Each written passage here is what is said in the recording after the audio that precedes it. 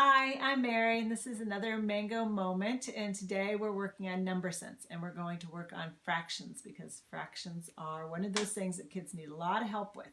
So one of the things you can do while you're home is make squares, and you can make squares out of any type of paper. Just make sure that they're all the same size, and you can divide them up into amounts. So there is one whole, and then there's halves, fourths, thirds, eighths, tenths, fifths, twelfths, and sixths. And so you want to divide them up into the different fractional amounts. And then you want to start doing some math problems in which you're adding fractions. So 1/4 plus 1/4 equals, and the students can see that, oh, that's just 2/4 together, so that equals 2/4. And you can talk about, can you find any other fraction that equals this amount? And they might recognize that the 1/2 equals the same as the 2/4. So this is, if I simplify it, is 1/2. You can do the same with 2/6 plus 3/6. I have 2/6, or 2/6 plus 1/6, which I count those all up. I've got 3/6.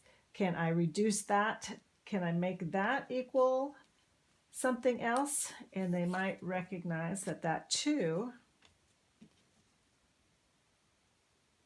can equal 1/2 if I simplify it.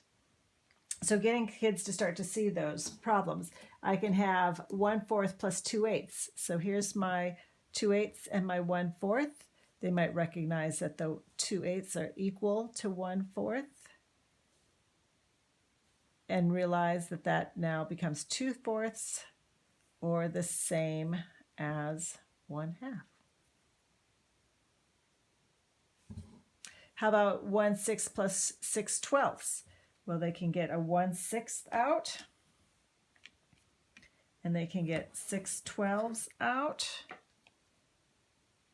And they'll have to realize that, oh, I can't add those because I don't have common denominators, but these 1/12 equals the same as 3/6.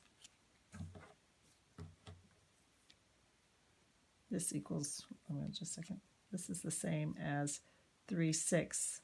So I now have 4/6. So using these types of manipulatives in order for kids to help them with adding fractions helps tremendously because they start to see those equivalents. They start to see how they can get equivalent fractions, and they can simplify fractions. Enjoy.